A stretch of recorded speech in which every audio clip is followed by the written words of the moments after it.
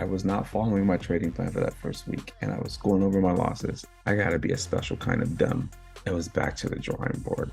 And then I made a substantial amount of money and I ended up losing a substantial amount of that money that I made, 60 to 70% of it. I had a 63% win rate and I was not profitable. I got out of my emotions and I figured something out. And my trading exploded.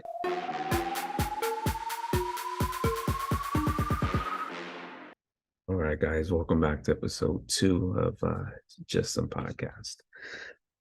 Your host, me, Andre. In this one, I want to talk about my trading journey. So it's a long one, but it's not this crazy dramatic journey that most people talk about, that most people have, but it's mine. So that's what kind of makes it cool. There was no linear path to success. There was no straight line. It was often hurdles. It was often twist turns. You think you're turning left, but you're turning right twice. It's kind of cool. And I know people say it's the journey, not the destination. It's true. But sometimes it's also hard to see the forest when you're amongst the trees. So let's get into it. I started my trading journey. Oh man, I want to say it was either 2015 or 2016, but the seed was planted before that. Meaning, when I was young, I grew up in Chicago. I was born in Chicago. I grew up in a mix of Chicago and current city. The movie Trading Places with Eddie Murphy just left an imprint on me. It was really, it was a really big movie for me, right? Because it depicted, and again, I'm not one of these guys to bring race into stuff, but there is a component. So a black guy making money in Wall Street, right, amongst the suits. And it was sort of this rags to rich story. It left an imprint on me, like a crazy, crazy imprint. We fast forward, move on. That's all. I would always pick up a newspaper and just like at the stock section, right? How markets performed, and we'll watch news. I would only care about the stock section. And I remember when I graduated high school in the year 2000, and the dot-com bubble. I remember that everybody was buying houses, was buying cars, Benzes, crazy stuff. And then they all lost it. And they were saying, again, there's a theme you'll notice with the news. Oh, the money disappeared. It vanished. Nah, it's money doesn't vanish. It just goes into someone else's account. So that was hit number one, that there's some fishy going on. Again, no worries. I worked for the state of California when I was young. Quit that and left the sales because I'm not a desk job guy. I need to be doing things. I need to be active. I need to be moving around. It's who I am.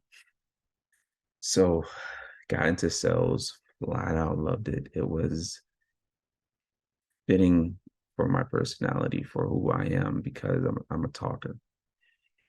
And I was naturally good at it. Me and my best friend, we absolutely annihilated Nordstrom's, and I made some lifelong friends just from my time there. So that's that.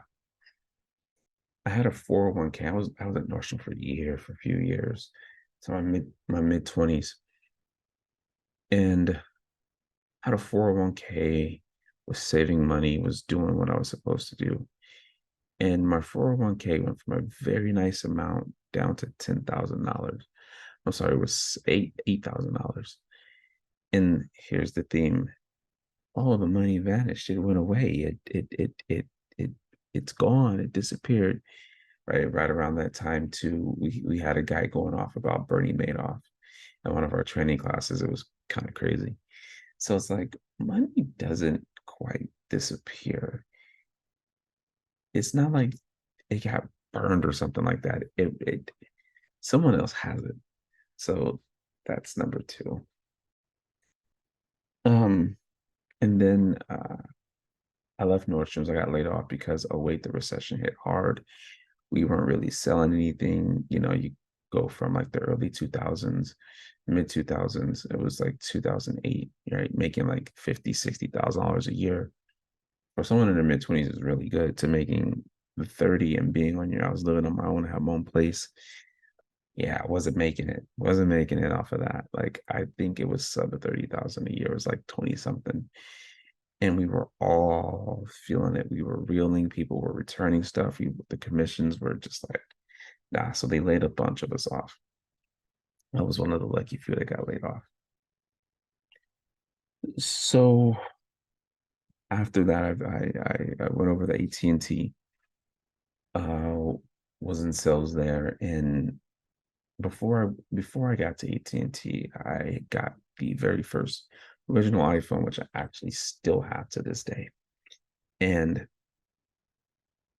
the only app I was really looking at on there was the stock apps. That's number three. And the news at the time was, oh, the market's at historic lows. The market's doing this. Everything was red today. The Nikkei was. I remember because I was interested in the global economy. The Nikkei was red. The DAX was red.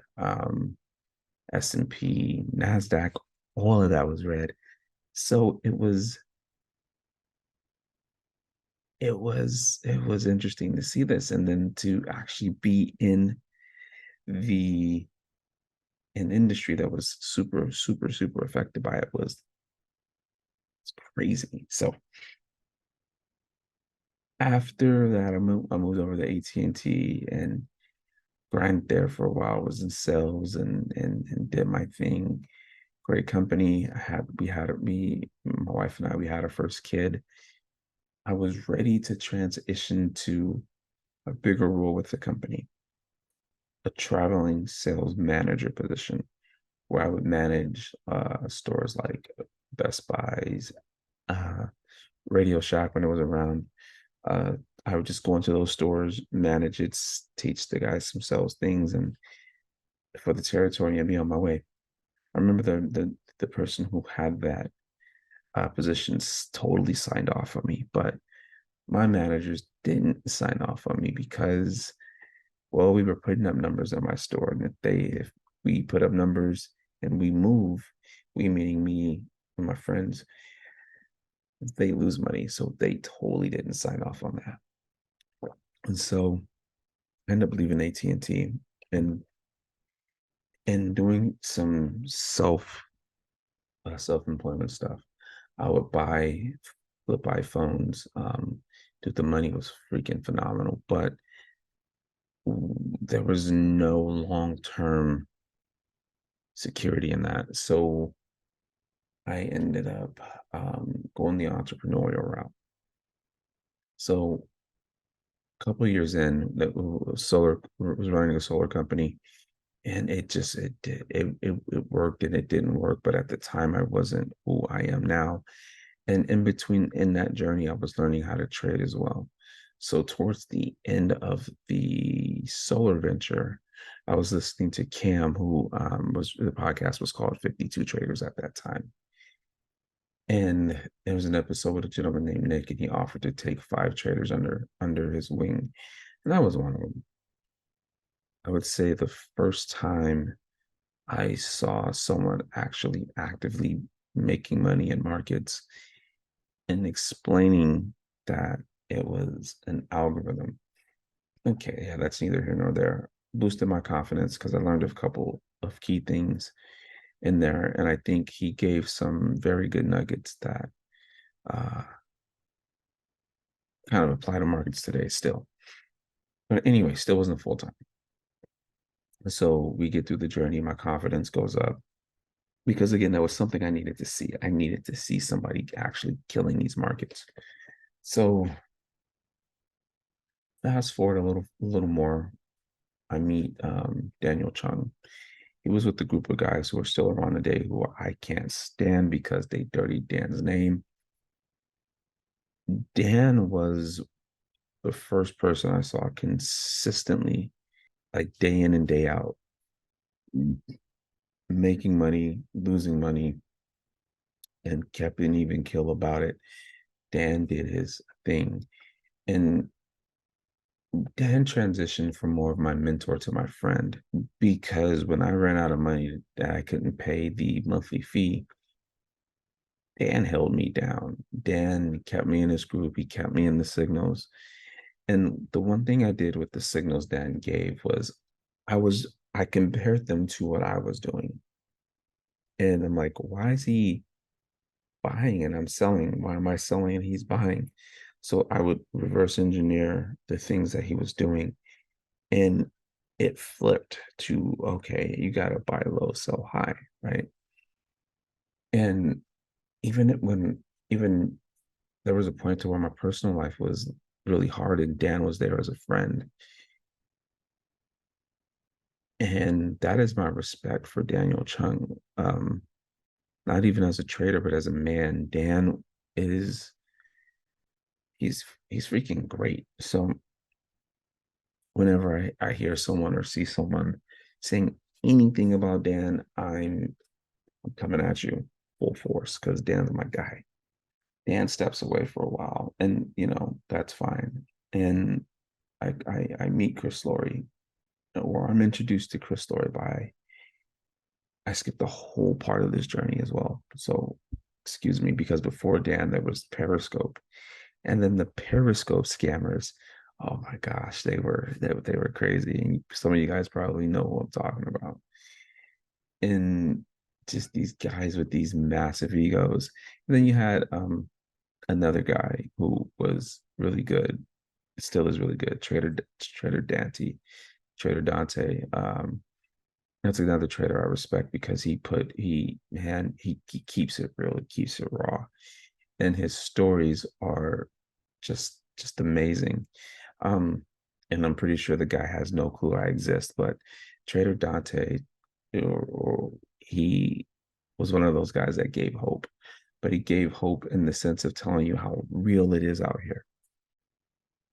So I meet Chris Laurie, and I also get to learn more about how markets actually move, how they actually work, what goes on behind the scenes of markets, and mind blowing stuff. Reiterates buy low, sell high. I was in his PTC, and he's telling you need to do this, you need to do that, train this, train that, train right, like be active in the market, stop wasting your time. And that's music to my ears because as someone who used to, well, I still do athletic stuff, but I used to be really heavily involved in sports. Now I'm just more involved in kettlebells, weightlifting, and martial arts. I I I I resonated with it because it's like, oh yeah, I can treat this like a sport, and Chris is an Olympian. So I resonated with that. So fast forward a few months, I go through a scammer. They call themselves, I can't say that, I'm not going to say their names, but I spent money because they sold it as if they knew what institutions and banks were trading at. They knew this, they knew that. And the tuition for said program was $9,000. I go into massive debt. So I had no money. And at that point, I had two kids. And, you get in there, you get the training, and it's like, wait, this strategy has about a 30% run rate. And I'm messaging my mentor, my lead, and said, what's going on? Shouldn't this work? Well, no, it doesn't always work. Well, why? You're telling me banks are trading here. Why isn't this working? And that was another clue that most of these cats out here are straight up clueless. They are straight up done. They don't know anything about the markets. And, tail tucked between my leg, I ended up getting out of the debt um, just by sheer force and persistence every day. Like, hey, I'm not using this. You guys are a scammer. They ended up getting reported to by the FCC. And yeah, so, but I got out before that. Restudying Chris Story, and he's talking about, you have to, your unique psychological profile, this and all this and that. So I created a strategy, and I was doing that, and I had a job, and that job was, it was a desk job, and I was losing my mind, like literally going crazy. And I left that job in a blaze of glory. That's another story for another episode. It was bad. It was really bad. Man, I'm not allowed up there anymore. The way I went off on those people. So I lose my job. I call my wife, and I'm like, man, I just lost my job, but I'm so excited because I have the tools to do this as a full-time job, trading. So I'm trading full time. And I used to sit in the kitchen, and I had my trading plan on my wall. And I was not following my trading plan for that first week. And I was going over my losses and saying, I gotta be a special kind of dumb because I have this plan on my wall that I'm supposed to follow, and I have not looked at it. So I started following my plan, and lo and behold, oh, there's another thing too. I had a 63% win rate, and I was not profitable because, again, I was falling for the stupid stuff of full margin trades and over leveraging. Come on, like really full margin trading, that's ridiculous. The name of the game is risk, and I was not playing the game the correct way. So I made the adjustment and became profitable. And that adjustment was lowering my risk profile and and getting it going. So I get it going. I'm in my groove. I'm making money. And then I made a substantial amount of money. And I ended up losing a substantial amount of that money that I made. So after that, it was back to the drawing board. Now I didn't lose everything. I lost, let's say, about 60 to 70% of it. But it was okay because it was still more money than I had ever seen in my entire life. So, and my mindset is I'm not going back to being poor. By no means am I going back to being poor. Gosh, I can't, I remember these thoughts like it was yesterday. So I go back to the drawing board, and this is a story I'll tell on another episode. Um, I figure some things out. So I'm literally sitting in my kitchen. Actually, not my kitchen. At this time, I had a trading desk with two monitors. I was doing my thing. I got out of my emotions, and I figured something out on the charts. I literally connected to my unique psychological profile, everything Chris was talking about. And my trading exploded. And I remember so I've been trading my system that I'm still trading to this day, that has always worked in the markets, by the way. Like, it's always worked in the markets. And I message him because I need to know why it works. And Chris and I get on a meeting, and he tells me why it works.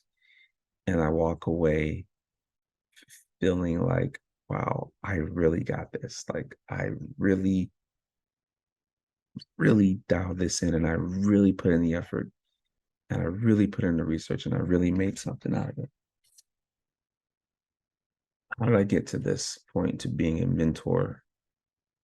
Totally unintentional, like totally, totally unintentional. I could not log into the 52 Traders website. And so I sent Cam an email. Cam fixed it. I said, Cam, you don't recognize my name, do you? He's like, no, I don't. And that's Andre from Nick's program. And we catch up. He goes, oh, how you doing? What are you doing these days? And I'm like, I'm trading full time.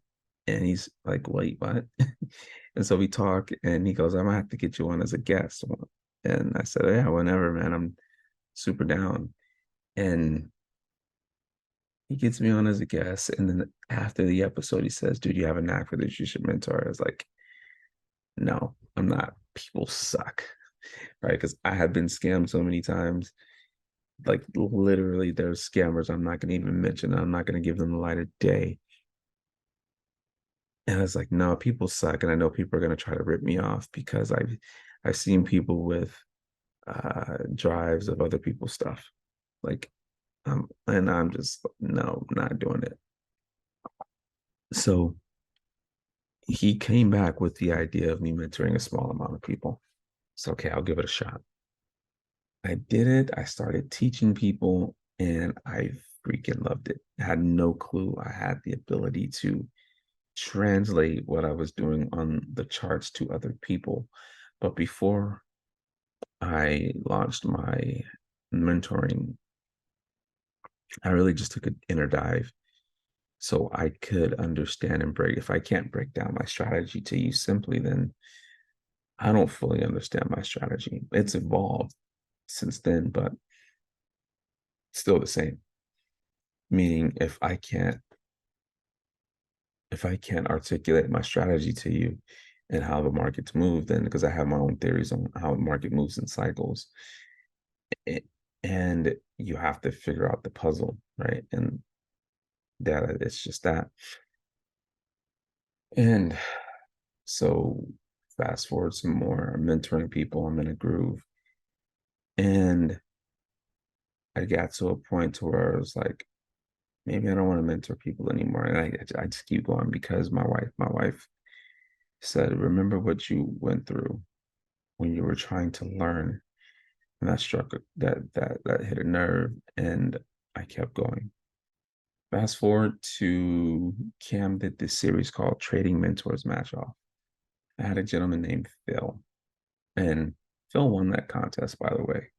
Um, Phil killed it, but Phil and I put in work. We put in a lot of work.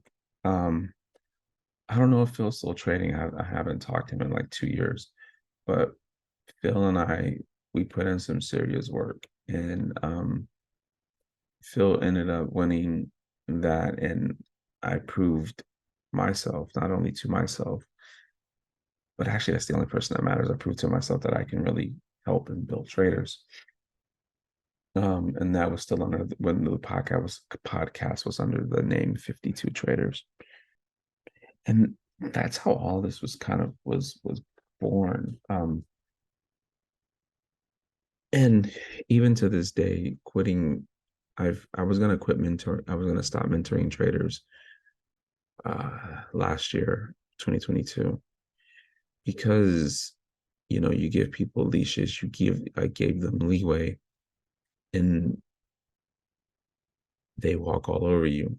And if you know me, you know that's not my personality. I'm going to walk back over you back. I'm going to run you over actually.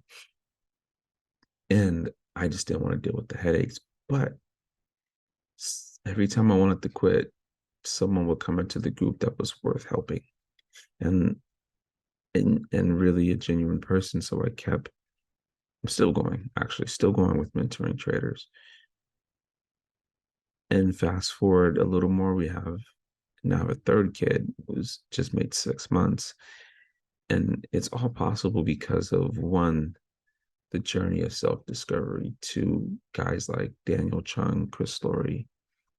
Really, I got to see grind this out every day and make adjustments and really step into their own strength. And they trade vastly different. They vastly different. And then that's when I also knew that I had to create my own way. I'm a process thinker. So all I did was I figured out a process that the market runs. I trade that process day in, day out, day in, day out, day in and day out. Freedom, right? The wife and I, we pick up and go whenever, where we want, when we want, if we want. I'm one of the only dads that gets to grab his kids from school every day. See, that's the reality of trading for me. It's not flashy cars, Lamborghinis, and it's no secret I want a Lambo. I almost bought one. I'll tell that story on a later episode, but my logical sense kicked in and was like, now's not the time. But it's being able to be free and generating income off of something I created, being my strategy, and having the time to be there with my wife, my children, and even having a third child, which probably wasn't going to be a thing if trading didn't work out. But again, I tapped into my fear. My fear is unfulfilled potential. And I never want to look back and say, I didn't achieve that because I was scared to. I'm going to achieve it because I don't like regrets. I'd rather lay it all on the line than to look back and say, dang, I should have done better. I could have done better. And again, I'm not trying to turn this into some motivational speech, but you got to find what makes you tick, right? For me, it's not mansions, it's not lifestyle. Uh, it's not cars. It is a car because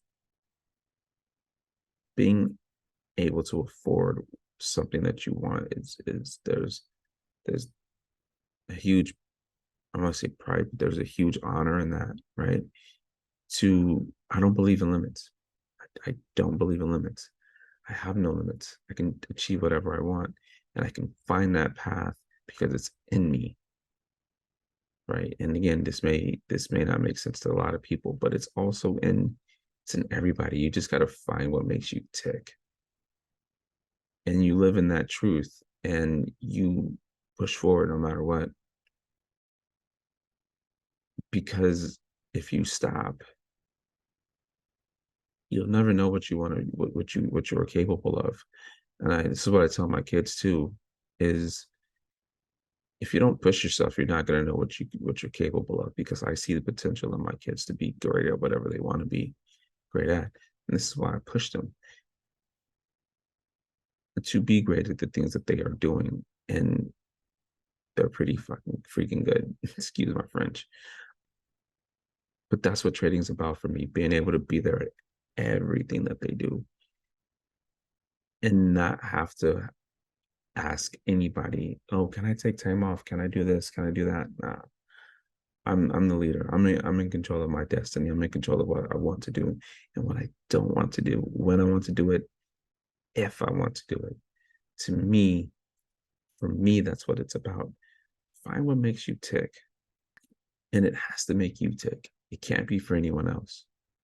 It's you first, right? It's you first. So that's the story. That's the journey. Again, my hope is to inspire you to keep pushing, to keep going. I don't want anyone to be discouraged, because it's easy to get discouraged because trading is not easy. It's not easy because it's a mirror. It exposes you to you in the hopes to make you better, not only just as a trader, but as a person, because it's done it to me. It's done it for me. So if you keep repeating the same mistakes over and over and over again as a trader, you're very likely repeating those mistakes in your personal life. And you got to take a look, because they go hand in hand. So that's all I got. On the next episode, we're going to actually talk to other people. It won't be just me running my mouth for 30, 45 minutes. It'll be an engaging conversation, not really scripted, just raw, genuine conversation about the journey. Now, I don't care if these guys are profitable or unprofitable. But I would like some female guests on here, because I think females make better traders than guys. So I'll leave it at that. Questions, comments, concerns, you can reach out to me. The website is chartartisttrading.com. The email is on the page. You can follow me on Instagram at Just Some Trader. Subscribe to the Just Some Trader YouTube channel, because this is where it's going to go. It'll also go on Spotify. I'm just waiting for approval from Apple Music. So signing off, guys. I hope all is well. Stay blessed.